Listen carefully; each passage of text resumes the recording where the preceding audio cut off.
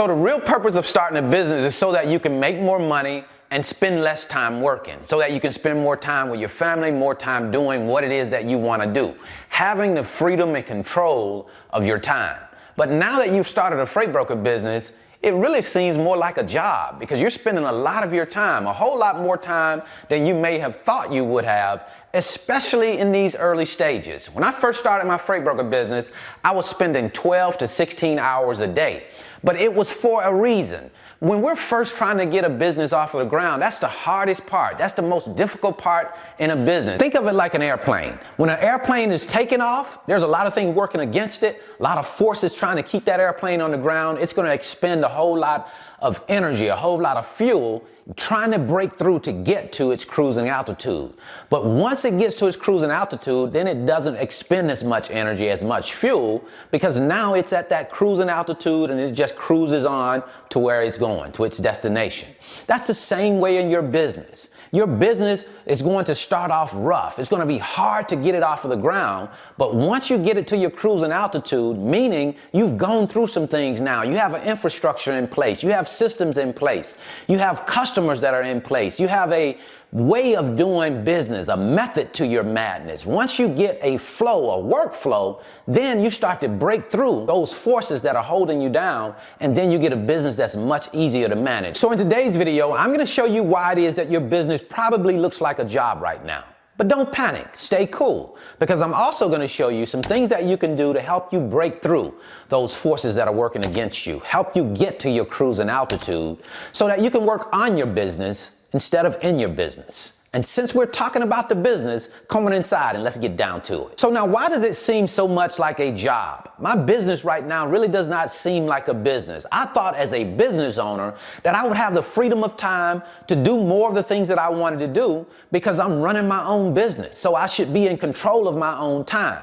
Well, that's exactly what you want to get to. You want to get it so that your business is not a job, but businesses start off as jobs. That's how that works. See, we have to grow it into a business. We have to put the system, the structure in place so that it transforms from a job into a business, because a business is like a systematic machine. It operates according to principles, according to standard operating procedures that the business owner has put in place. The problem is you haven't put those in place just yet, and they shouldn't be in place just yet because you're just getting started. So expect it to be very much like a job. But now you are the catalyst. You are the person that decides how long it seems like a job. Because the quicker you get your systems in place, the quicker you get your method to your madness, your way of operating your business in place, then the easier it's going to make for you to be able to manage that business. Right now, there's nothing in place and you're just trying to figure everything out. So you are exactly where you should be. It seems like a job. You're going to have to spend a whole lot of time on it to develop and grow it into the business that you want it to be. So Brandon, I keep hearing you use the word systems, and we need systems in place. What does that mean? Well, systems, saving yourself time, energy, money, and stress. That's what that acronym stands for, and it definitely delivers on that promise. It saves you time, energy, money, and stress if you would put systems in place. Like, for example, having a sales system in place, a way that you sell your customer every single time. When you do it that way, you can take a look at what you're doing and then assess it. And then when you look at it, you can find out what's working and what's not working. For example, you'll need to have a system in place, a way that you go about getting LTL quotes or FTL quotes. How do you do that? Do you have a TMS system in place? Do you go to a load board and start at your load board, forming your rate? How do you go get an LTL rate every single time? How do you go and get an FTL rate every single time? When you know how you do that, when you have something in place, a way that you do that, that is a system. It is very, very good for you and your business to have systems in place, because when you have those in place, it saves you time, energy, money, effort, and stress. One of the biggest things that help us to see that we have more of a job than we do of a business, and it really gets next to us, gets on our nerves maybe even sometimes, is the fact that everything is on you. You don't have anybody that you can look to and say, hey, can I get some help with this? Or can I hand this off to you while I work on something else?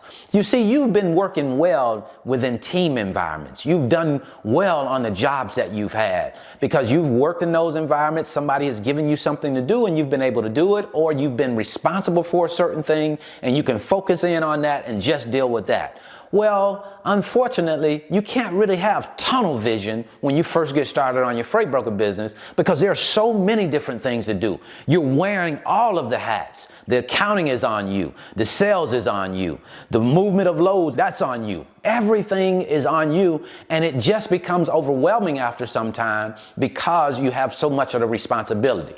But what we have to do is take a deep breath, understand that this is how it is when you first get started. A one-man freight broker business is based on you and what you're going to do. Now, once you've gotten the business to where it's moving loads, where you've gotten organized, where you have a system in place, where you have the infrastructure of that business in place, then you might want to consider hiring someone. You see, oftentimes we put the cart in front of the horse, and because we are so overwhelmed, because we want somebody else to help us, we start saying, hey, I'm going to go out and hire freight agents. Hiring a freight agent when you don't have credit established would be a mistake. When you don't have infrastructure, when you don't have systems, when you don't have procedures in place, would be a mistake because that brings someone else into more chaos. You're just creating more chaos by hiring people into that chaos. So have those systems in place first, because then you'll get agents that are more likely to stay around. If I'm an agent, I'm working with a freight broker that does not have credit, it's hard for me to move loads. I have